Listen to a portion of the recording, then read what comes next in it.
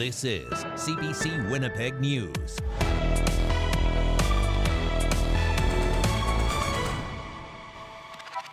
Good evening. Thanks for joining us.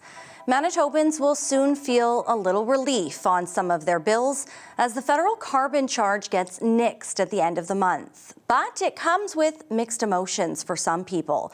Well, it means paying less on your monthly hydro bills and at the pump.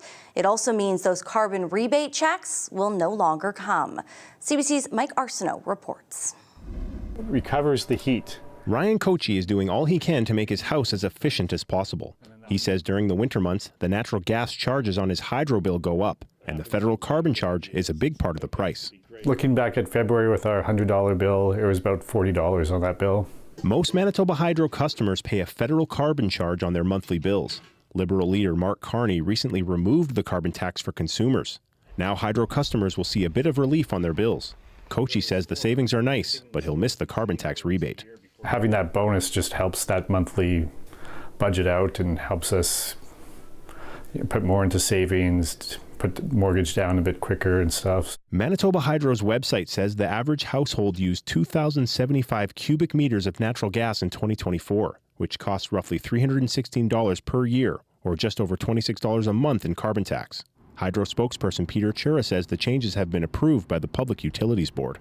The federal carbon charge will not apply to any natural gas used by our customers on or after April 1st. It will still apply to gas used before then, so that will still appear on customers' bills in a prorated fashion. Manitobans can expect to see savings at the pump too. Gas prices will go down almost 18 cents a litre, or about $9 less to fill a 50-litre tank. At first, it's a little bit, yay, exciting, but then you kind of think, well, where are they going to make that up? Climate advocates with the Manitoba Eco Network want to know what new measures will encourage people to reduce their carbon footprint. Can we expect to see the Carney government end all subsidies to the oil and gas sector, for instance? Can we expect to see them put major investments into public transportation? Bedham believes removing the tax put politics over good policy. Kochi also wonders if anything will replace the consumer carbon tax. I really hope this doesn't mean they're going to abandon climate action overall. Hydro says customers on an equal payment plan will see a slight change in their hydro bills as well. Mike Arsenault, CBC News, Winnipeg. A Winnipeg automation company says it's had to lay off employees as the U.S. trade war heats up. Well, they're confident they'll be able to weather the storm. It's already costing them contracts. CBC's Gavin Axelrod has more. Remember that show, How It's Made? That's what it looks like every day here at East Can Automation. Basically, you see some little widget getting made by these fancy machines that are flying around, and there's motion and that kind of stuff. That's essentially what we do. We design, we build custom machinery. One of the things they use those robots for is product assembly, working with industries like steel, lumber, aerospace, and agriculture, among others. But with uncertainty surrounding Canada-US trade, some customers are putting projects on hold for now. We did actually end up doing a significant layoff here at EastCan, which is very hard. And this here is the control panel. General Manager Jason Andres says between 20 to 23 people were recently laid off. He says EastCan is feeling the trickle-down effect from some industries who have been directly impacted by tariffs. One example, metals, where a lot of products get shipped to the U.S. They want to get more strategic and efficient, but if they don't have orders, it just doesn't make sense for them to invest in stuff like robotics. Over the last few months, EastCan was in the process of lining up millions of dollars worth of projects. But just before they could close the deals, Andres says companies came back saying they've tightened their budgets, leaving no room for spending on automation. Sales manager Gary Christensen is optimistic they'll get that business back eventually. We're really hoping that it's just a lull and that we'll get back to where we want to be. The robot would be interacting with... While EastCan may not be considered to be on the front lines of the trade war, Winnipeg Chamber of Commerce President Lauren Remillard says the longer the trade dispute drags on, the harder its impact will be felt. It's all the associated industries and businesses that support those companies that then start to feel the impacts as those tariffs work their way through our systems. But over at EastCan, they're confident they can hold the line until the current situation becomes a bit more clear. Gavin Axelrod, CBC News, Winnipeg. 9 people were taken to hospital following a carbon monoxide incident in a North Kildonan home. The Winnipeg Fire Paramedic Service was called earlier this morning. CBC's Josh Crabb was at the scene and joins us now with the details. So Josh, what do we know about the condition of the people involved? Brittany, the WFPS says all 9 people were taken to the hospital in unstable condition. There was no word Tuesday afternoon from the fire department on how they're doing now. We spoke to neighbors on Sharon Bay who saw fire trucks and ambulances this morning outside the home. The WFPS says it came in as a medical call when first responders got to the home. The carbon monoxide alarms they carry detected readings of 300 parts per million. Roseanne Beardy and Shireen Teixeira say they are thinking of their neighbors. Well, it's shocking to know that happened just right next door, and you know, especially when I know there's little kids there. Well, I did see them all come out and they were all looked awake and everything, so that was some solace, I guess. Service couldn't say whether the home was equipped with a carbon monoxide detector. Manitoba Hydro was called to investigate, and crews found a vent connector from the furnace to the chimney was significantly corroded. Crews also say the furnace was producing significantly higher levels of carbon monoxide than normal. Hydro says the gas has been cut off and the property owner is now expected to make the necessary repairs. We're told the home is being rented. WFPS Deputy Chief Scott Wilkinson says the amount of carbon monoxide detected in the home was concerning. Well, 300 parts per million is a significant reading. In over 200 parts per million, you start to see symptoms of nausea and other medical impacts. Once we get over 400 parts per million, you can see significant impacts of potential fatalities within hours. So this was a serious level of exposure. Hydro says crews will return to the home after repairs are made to inspect the furnace before it can be used again. Brittany. All right, that's CBC's Josh Crabb. Thank you. Winnipeggers who protested outside the U.S. consulate on Monday say they want to let the Trump administration know Canada will never be the 51st state. We'll leave Netflix and Amazon and keep our shopping local. Your stupid tariffs make us one, our unity more vocal. Dozens gathered outside the American consulate in downtown Winnipeg. It was one of many rallies held across Canada to protest President Donald Trump's policies and his attacks on the country's sovereignty. Joan Jarvis was there. I'm really concerned about the polarization that's happening within our own country in politics, but as well in the world, and feeling really anxious actually about what Trump and the U.S. Republicans are saying about Canada. Protesters say the state of Canada-U.S. relations will influence how they vote in the federal election on April 28th. Unionized Métis and Michif Child and Family Services workers are on the picket line today after a strike deadline passed to get a contract. The 390 MGEU members have been without a contract since January of 2023. Union President Kyle Ross says wages are the issue. He says they're paid as much as $3 an hour less than other CFS agencies. Them to be equivalent. They have the same education, they do the same work. They have the same challenges with families. It's not an easy job. It should be treated as equal. These workers are not less than. They should be treated as equal every time. Ross says yesterday a tentative agreement was reached between the union and Southeast Child and Family Services. He's hoping a deal with the other groups happens soon. The province says the risk of spring flooding is low to moderate for most rivers in Manitoba. But the Hydrologic Forecast Centre says it also depends on weather conditions through the end of the melt. Officials say there is a moderate chance of the Assiniboine spilling its banks in some locations. It adds there could be minimal operation of the floodway and the portage diversion. Spring and weather specialist Riley Lachak. And Riley, lots of people keeping their eye on the forecast, including flood forecasters. Yeah, exactly. For a couple of reasons. First off, that melt happening, there's not a lot left to melt really for much of southern Manitoba at the moment, but back to the west and the Riding Mountains, there's still significant snowpack. So that's why we're looking at that moderate risk of some flooding in some of the river basins. More notably, though, we are looking at some accumulating snow and actually some pretty heavy accumulation in parts of western Manitoba, even here in Winnipeg into the later part of this week, Thursday into Friday. We'll talk about that a little bit later in the program. +8 this afternoon in Winnipeg. Boy, oh boy, what a nice day. Mainly sunny skies, a little bit of high weather cloud through southern Manitoba, a little bit of snow along the Hudson Bay coast. That wraps up as we get through the overnight period tonight. So -4 in Winnipeg. We're looking at a mostly clear sky this evening, -2 by the morning. And we'll do this all again tomorrow, Brittany, with a high of 8 in the afternoon, a mix of sun and clouds. We'll time that snow when I come back in a bit. Let's just hold on to the +8. We'll try. Thanks, Riley. You're welcome. We have much more local news coming up right after this short break. You're watching CBC Winnipeg News.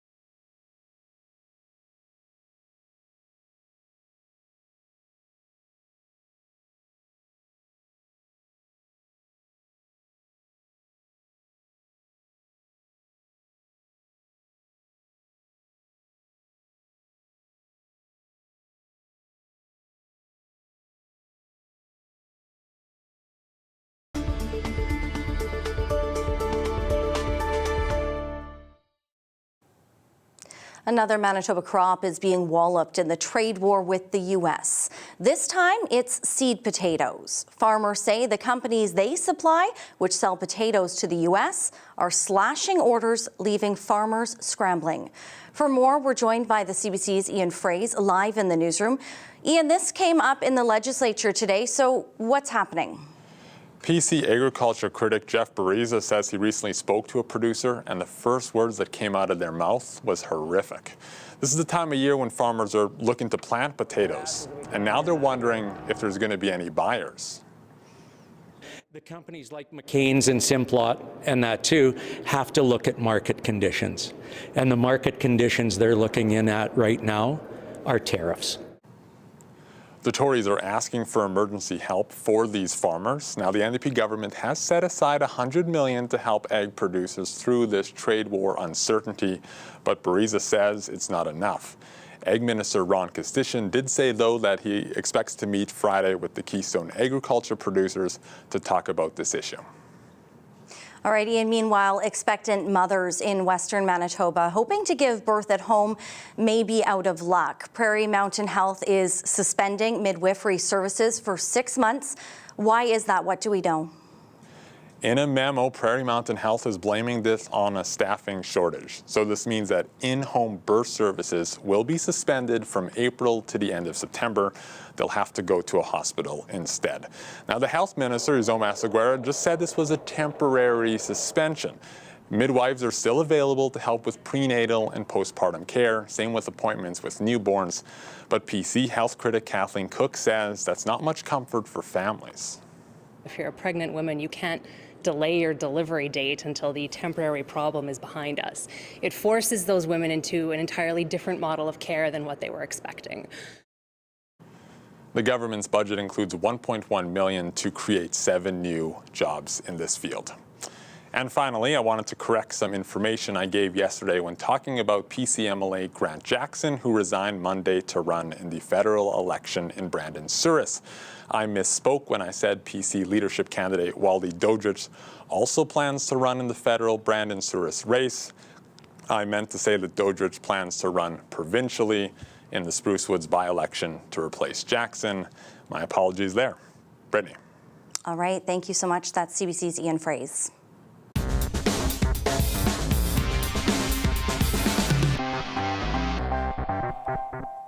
The City of Winnipeg is looking for ideas to redevelop 5 of its properties into affordable housing. The list includes 2 locations next to major transit hubs. CBC's Cameron McLean reports. Affordable housing could soon rise around or possibly over this transit loop on William Avenue. It's one of 2 potential transit-oriented developments on city-owned land. The city also wants to build a mixed-use residential and office building on this lot next to the Fort Rouge Transit Garage. It hopes that by building this office space, it can consolidate transit staff in one location. The city put out a call for expressions of interest to develop 5 properties, part of an effort to build hundreds of units on city-owned land. Mayor Scott Gillingham has made developing housing on city properties a priority of his first term. When I campaigned for election as mayor, I spoke about the fact that the city owns properties that are underutilized. And those properties need to be put into circulation at this time when we need more housing built. The head of the city's Land Enhancement Office, Richard Maye, says the Osborne location is near the rapid transit station. This is a great location. It's near our Fort Rouge rapid transit station. And Osborne is a great street, and both in terms of in the Osborne Village area, but the South Osborne area is also growing in popularity as well, and more housing here will be beneficial.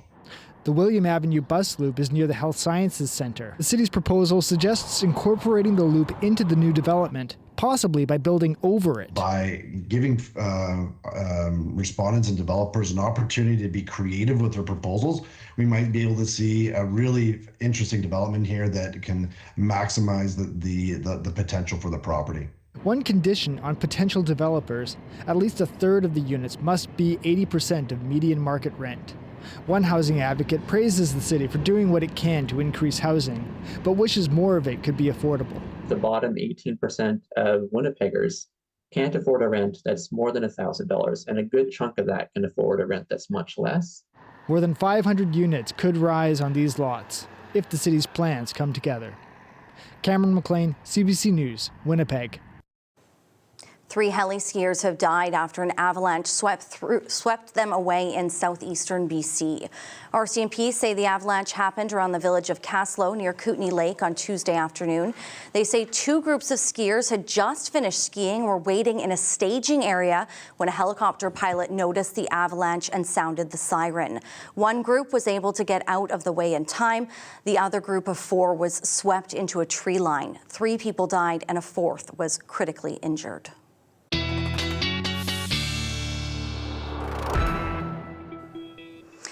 Riley is back, and Riley, we know we have more snow on the way, and I just want to say a big hello to one of our viewers who sent us a lovely note. We got some mail. Who is watching from sunny Mexico, nowhere where there's going to be snow. So Kristen Korberg says she watches every night from Sonora. She's originally from Vernon, and her partner originally from Winnipeg. So thank you so much for watching. A little BC news in there, and maybe a little Mexico forecast in the future for something for us to think about, because we're not going to be feeling it here.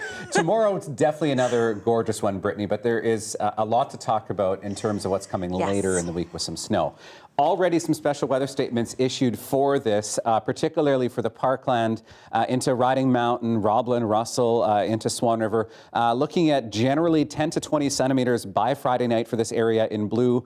Locally, some higher amounts possible, particularly in those higher elevations where there's still quite a bit of snow on the ground still through the Duck Mountains and the Riding Mountains. So yeah, we're not quite done with it yet. We'll time this out for you because there's a little bit at play in terms of the system as we get through the next couple of days. So first area of low pressure in northern Manitoba, bringing some light snow to Thompson today. This makes its way off into northwestern Ontario as we get through the overnight hours. So maybe a couple more centimeters yet to come tonight for places like Shamattawa into Island Lake. Another weak low moves through behind that, bringing a little bit more light snow, more like flurries through the day on Wednesday for places like Thompson, even down into Barons River or Island Lake, maybe picking up a little bit of light snow. But as we get later into Thursday, you can start to see the leading edge of this next area of low pressure starting to move into Westman. By the time we get into the late afternoon, so at 5 o'clock here, you can see this first band of snow starts to make its way into the Parkland and into Westman. Now, this is several days out, but I will note that there is still quite a bit of disagreement in terms of the timing and the exact track of this and how that relates to snowfall accumulation as we get Thursday into Friday. So this will change between now and Friday by a little bit. But as we get into the evening hours, you can see by 8 p.m., the southern edge of that snow into Winnipeg, but more of a steadier snow into the Interlake, for example. So this could shift either way, north or south, and either bring us in Winnipeg a lot of snow or maybe not so much at all. So as we get into the next couple of days here, so 2 to 5 centimeters by Thursday afternoon for parts of northern Manitoba, but you can see some of that enhancement as we get into Friday. This particular model giving Winnipeg 10 centimeters by Friday evening, up to 20 into parts of Westman. So up to 8 degrees tomorrow, Brittany, and then we're below freezing by the time we get to the weekend once again. All right, we'll keep an eye. Thanks, Riley. You're welcome. Well, today was another gorgeous day, and we have more to come right after this. Stay with us.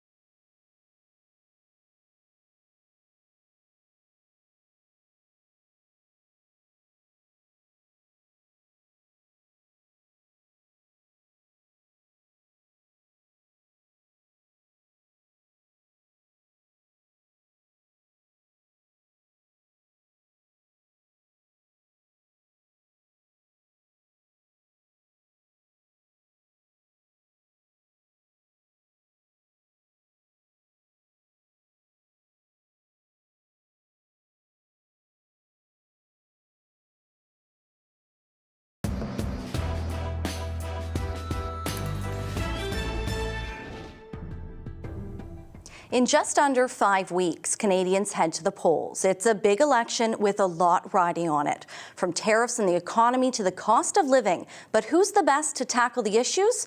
We have members from each party weighing in on this political panel with CBC's Marcy Marcusa.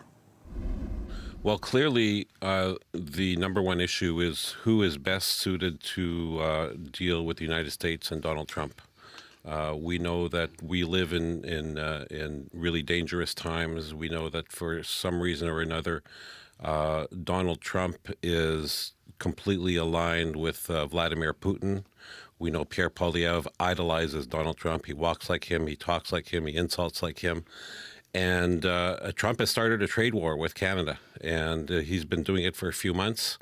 And clearly we need someone who's well-versed in economics, someone who's an adult in the room that can sit down with the President of the United States and other nations, such as in Europe and other democracies around the world, and build a coalition and make sure he can defend Canadians' rights going into the future. Of course, I'll let you respond because Pierre Poilievre has been brought up, and I know you probably want to, but I do want to ask you, Dan Vandel, one more question here. Why is it different this time around? Like when you think of what's at stake in this election, does it feel different to you compared to all your other years in office? It feels different because we know Trump has always he's mused about tariffs before, and we were able to negotiate the new NAFTA agreement, which was, in his words, the best agreement ever. And it's not good anymore. And now he's talking about Canada's sovereignty and making Canada a 51st state, something he's been doing for months and months. And he does it on to international audiences. He does it to Canadians. I really think there is a sinister plan that Donald Trump has. I don't think it's shared by many Americans. But we need an adult in the room that can deal with Donald Trump and not somebody who's got backdoor far right-wing channels into the Trump administration. Dorothy Dovey, as a conservative, I mean, I'll get your take on what Dan Vandel has said about what kind of leader we need here. But what's your take on the thinking that Trump and the threat of America right now to the sovereignty, is that the biggest issue for you? Do you think that's the ballot box question? Not for me. I think that we really need to have options for trade, which we've been ignoring for the last number of years. And Canada has been living for a long, long time off the low-hanging fruit in the United States. It's time we grew up, put on our big boy pants, and get out there and deal with the world. We've become lazy and fat, and it's time to get moving. Trump's going to do what Trump's going to do. We can't really stop him. Who knows what he means, because he says something different every single time. But I think we really need to get out there and start looking for new markets and marketing Canada. What do you think then is the ballot box question? I think it's about the economy. I think it's about having the economy grow. We're at the bottom of the heap right now. The U.S. has grown 10 times faster than we have. And if we don't deal with this, we're going to get poorer and poorer. There's just not going to be any hope for our kids. What do you say to Dan Vandel saying, I think he said it a few times, so I'll quote it, we need an adult in the room, and, talking about, that Pierre Poilievre may not be the right person to face down Trump, because whether you think it's a top issue or not, that obviously is still, an issue to many. For Trump, I think it's a question of preference, and he'll make his own decision about who he likes and who he doesn't. I mean, he doesn't know, I don't know if he knows Carney, but he certainly doesn't know Pierre. And I guess we'll see. That time will tell. But I think Pierre's perfectly capable of taking on Trump and handling his own. He's a smart guy. He's intelligent, he's thoughtful, he listens, and he tries to determine what the answer should be instead of just repeating stuff he's heard from someone else. I know you guys are going to want to respond directly to each other soon, but I want to make sure I get around the table at least once with a couple of questions. So, Erin Selby, from your perspective and the perspective of the NDP, what's number one at the ballot box? I agree with Dan that it's the Trump question, it's tariffs, and the question's going to be who's going to help the average person weather that storm. Because I think Dorothy's right, it's coming whether we want it to or not. I'm not sure that we can stop it, but I want a party like the NDP that's going to think about regular working people and how are they going to get through what the tariffs could do to our economy. How in tough will the NDP be this time around? What kind of challenges do you foresee in this election campaign? I think there's always a challenge of not having formed federal government. People are a little bit hesitant, especially right now. But I think people just need to see all the things that we were able to accomplish that we pushed the Liberals into doing because they needed our support. And it was all things to help people. It was more housing. It was dental care for people. It was no scab legislation, things that help average working people. And that's what we need to focus on with the tariffs coming, with the economy. We don't know what's going to happen with it, but it is going to affect the average person. Dorothy, what do you say to those who continue to compare Poilievre to Trump? That's just silly. It's really silly. It just makes me giggle because there's absolutely no truth to it. But he says the exact same words. He parrots everything Trump They're conservatives. says. I guess they use similar phrasing, but it has nothing to do with his feeling about him. I don't know. Dan said walks and talks like it. I agree with him on that one. Well, you can agree. That's fine. But by the way, and you're talking about the working people and how much they want to, be able to get jobs and so on. Did you notice that the Boilermakers endorsed Mr. Pierre Poilievre yesterday? Well, QP endorsed us. So. Yes, but I'm saying that you're not getting all of the working people because they are looking for an economy that will grow and will give them jobs, and jobs are the kids. So Dan Vandel wants in on this. Yeah, we've all seen over the last several years how Pierre Poilievre has memed Donald Trump word for word, whether it's the far right or the far left intelligentsia, whether it's you name it. He supporting repeats the convoy. The convoy. Pierre Poilievre was giving coffee to the truckers in Ottawa at the same time as Donald Trump was saying, "I love the convoy people. The truckers are doing a great job." So I just want to lean into this for a moment, only because Dorothy, you're saying big deal. So you tell me your lens on that. Well, he took coffee out to them first time when they first arrived. By the way, I watched the whole thing. The cops were getting the streets ready for the truckers. They had a bunch of hangers-on who were bad news, and nobody can control that. When there's a protest, that happens. But so Pierre took the time to go and talk to them. That's what the Prime Minister should have done. He ignored them. He pretended they didn't exist. And that was a huge mistake because he should have gone and spoken to these guys. Supporting people's right not to wear masks in a pandemic? What do you need to know? That's a big deal. I lived in Centertown for 10 years, Dorothy. I'm not going to get into the whole argument. The truckers were honking their horns 24 hours a day. Yes, and it took a 24-year-old girl. And yet they were saying this is a peaceful demonstration. People who lived in the area, including me, could not sleep for 24 hours. We're not going to stay too long on the convoy, but Dorothy, you can respond here. It took a 21-year-old girl to file an injunction so that stopped at night. And the mayor didn't have a clue. The Prime Minister didn't have a clue. So, what more can I say? On the economy, I'm going to shift us there. Why are the Conservatives, in your view, the best, Dorothy, to move Canada forward? Because I think they have a plan for jobs in the economy, and I think that's what we need right now. If we don't have a strategy to get Canada back to work, we won't have. It doesn't matter how much money you pour into the economy. If it's not growing, that's just money down the tubes. And sooner or later, there's nothing left. You have to have resources. And that comes from exploiting our resources, Dan, not, saying we've got to keep our oil locked up and our gas locked up when people are burning coal in Asia because we send coal to them instead of, natural gas, like liquid LNG. And open up our borders to get the goods out of Canada that we have as resources. We're here. the only country in the G7 that has a free trade agreement with all G7 countries. We have the lowest debt to GDP out of all G7 countries. And over the last 5 years, we've created more jobs than any 5-year period in Canadian history. We've invested billions of dollars yes, in you the have, new and that's economy, a big mistake. in the new economy. The new green economy, and that's something that's not going away. I will ask this, though, for an average voter out there, an average person listening who feels, even when they're looking, I'm not necessarily bringing us back to the threat conversation, but the lens of the threat conversation comes to the economy, because you may have someone listening who's trying to inform their vote, and they're thinking, wow, I do feel like Canada's a bit weaker than I would like right now, and we do need to sort of figure out how to strengthen up and bolden up and be, how self-sufficient are we? And they might be wondering why the Liberals for 10 years didn't strengthen that. Where would you see, what would you say to that concern? I would say to that, we've invested significantly in new initiatives to create jobs. As I said, we've created more jobs in the last 5 years than any previous 5-year Canadian history.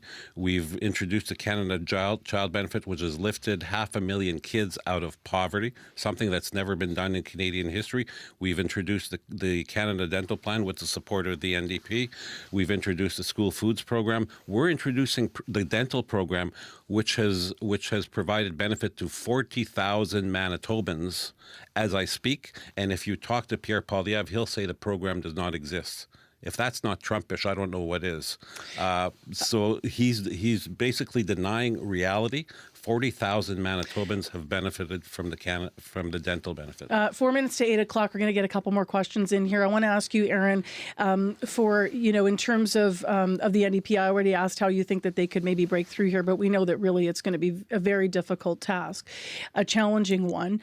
Do you have a sense on, the polls are looking, I know that's early, there's going to be a million polls, I get that, but the polls are looking at a close race between the Liberals and the Conservatives right now.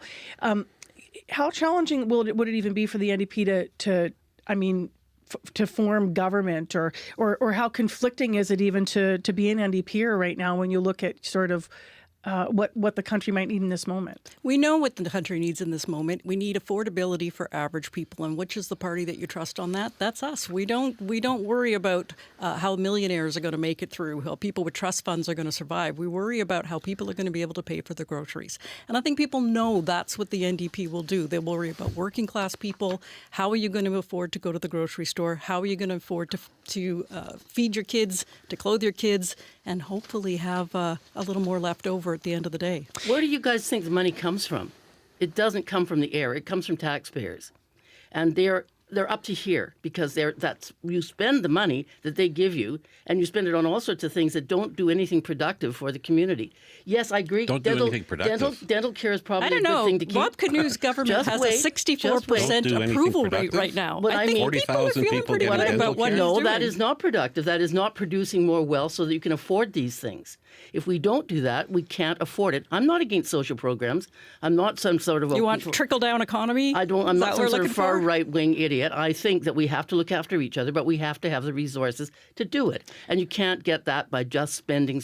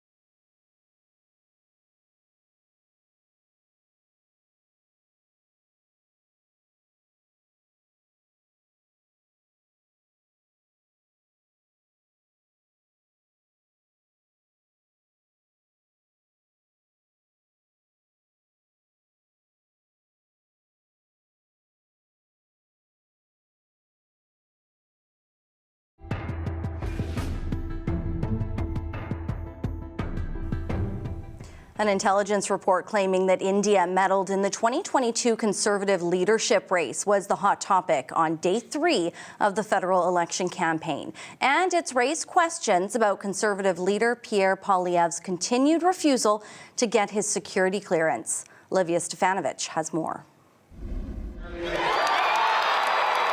There's no question Pierre Poilievre won the 2022 Conservative leadership race handily.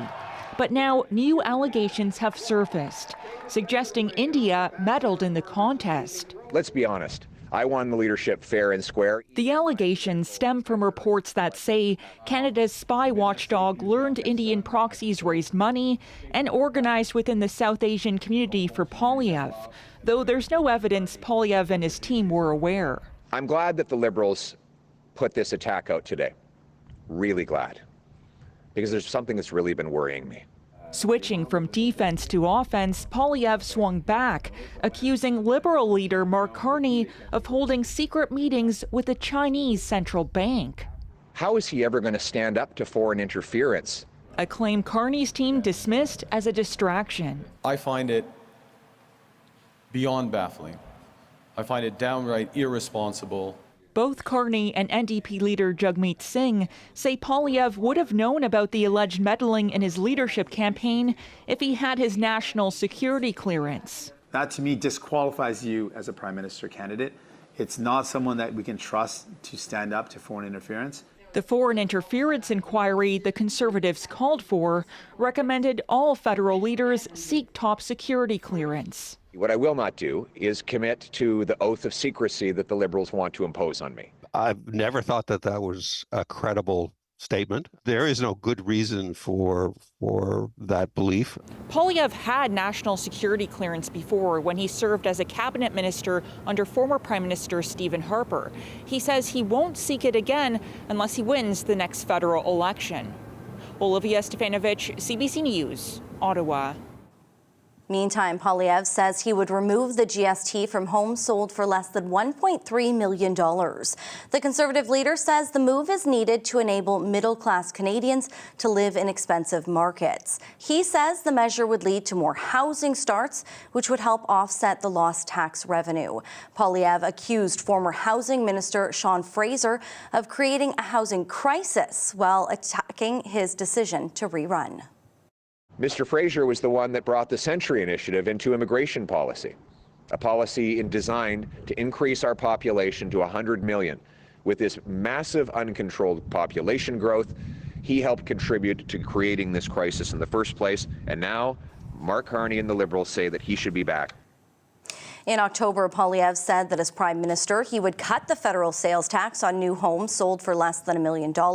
Last week, Liberal leader Mark Carney introduced a similar GST cut for first-time home buyers on homes sold for less than $1 million. Poilievre accused Carney of stealing the idea.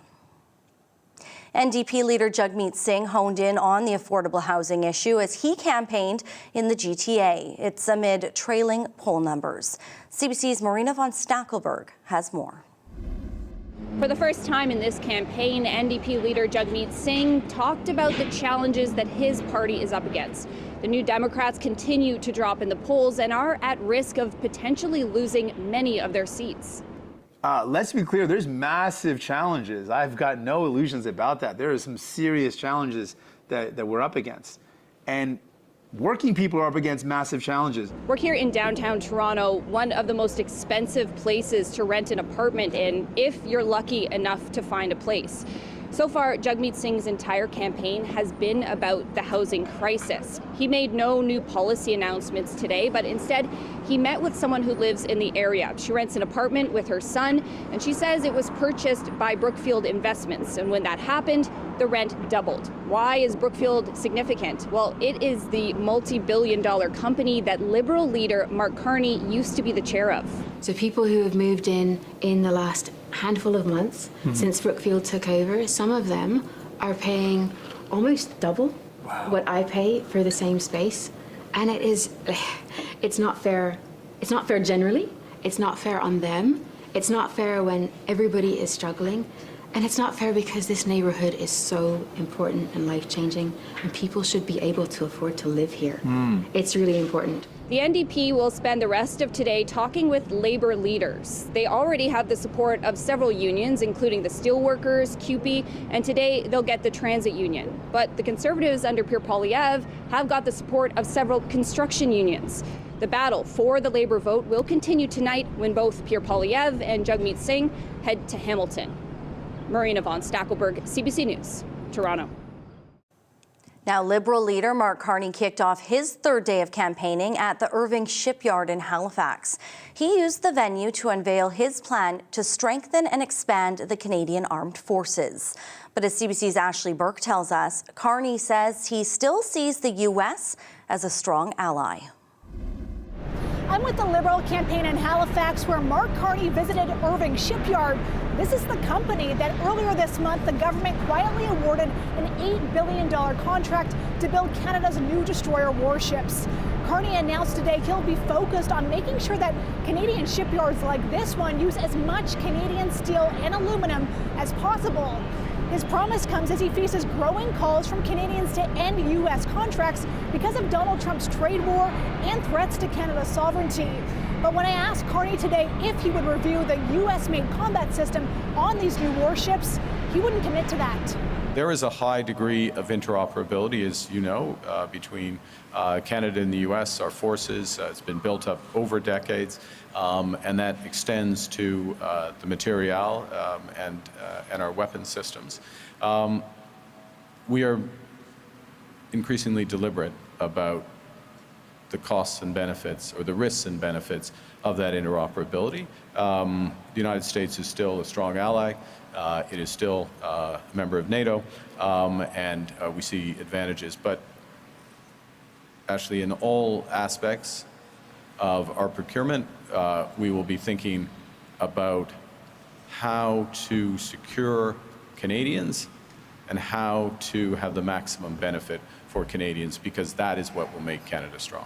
That comment that the U.S. is still a strong ally is different from his repeated message on the campaign trail that Trump wants to weaken and own Canada, testing relations like never before. Carney is trying to pitch himself as the best option to protect Canada and said he's already asked his defense minister to review a major contract with the U.S. for F-35 fighter jets to see if there are other options. Carney also announced today that he wants to build up the military's use of drones in the sky and underwater to defend the Arctic and Canada's borders, with a focus on using Canadian companies, and he pledged to give military members a raise to address a major staffing shortage. Ashley Burke, CBC News, Halifax.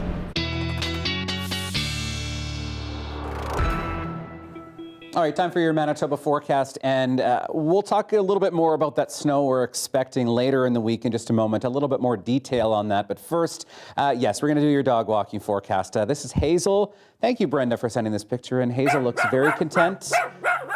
Kind of like me when I'm having a good lazy day. Thank you. You can send your pictures to talkback@cbc.ca. So -2 first thing in the morning, mix of sun and clouds really through the day tomorrow. Maybe a bit more cloud cover as we get into the afternoon. Afternoon temperature around 8. We might even pick up a couple more degrees as we get into the evening hours with a mainly sunny sky and that sun setting closer to 8 o'clock now.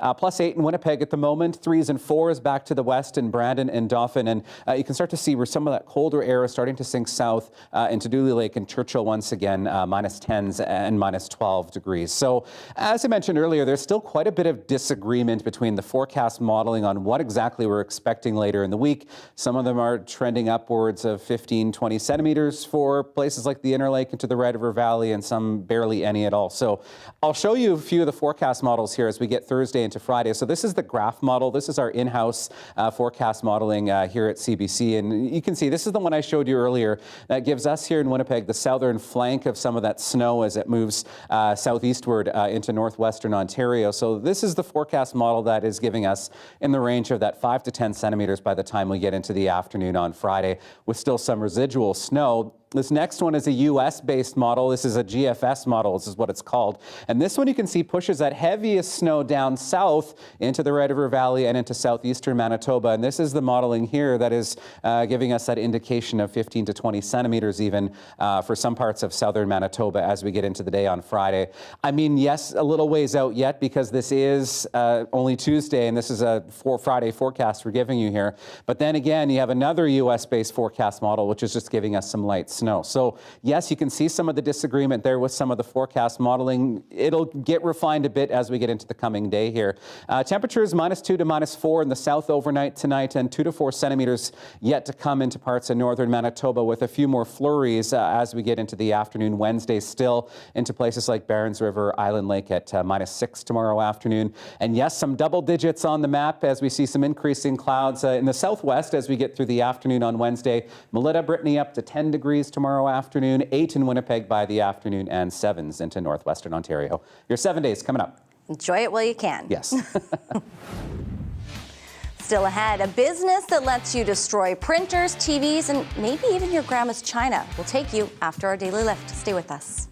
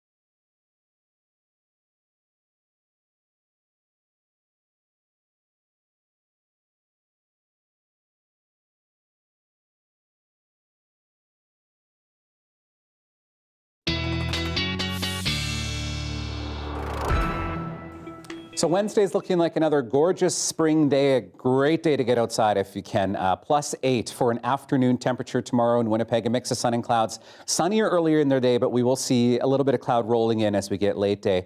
West winds gusting up to 30, so a bit of a breeze out there tomorrow. Maybe we get to 10 by the early evening, but I'm keeping it at 8 for an afternoon temperature tomorrow. General 5 to 10 centimeters coming late Thursday into Friday. Temperatures around the freezing mark as we head into the weekend. Then we'll see a ridge of high pressure building, and this is going to cool our temperatures down as we get into the weekend. So -1 for Saturday, looking at temperatures closer to -2 or -3. There we go. By the time we get into the middle of next week as well. Our secrets. Yes. Well, has your boss ever made you angry, like want to punch a wall on your way out the door? Well, not our bosses here. No, but if you need to let off some steam, a new place in Sudbury, Ontario will let you do just that for a price. See if it's well worth it in our daily lift.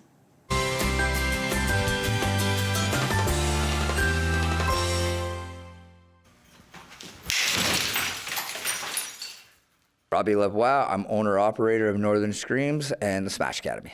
Almost everybody that's come through has absolutely loved it. It's been, we've had a real cool variety of people this year. Everything from groups of like team building right down to people that have they're going through different emotions, I guess, say, in their lives right now, and it's given them a real cool release. And to be able to give that opportunity to some people just on that, we never probably looked at it that way, and just seeing that and the relief of people getting to leave after and that seeing that happiness is just pretty cool.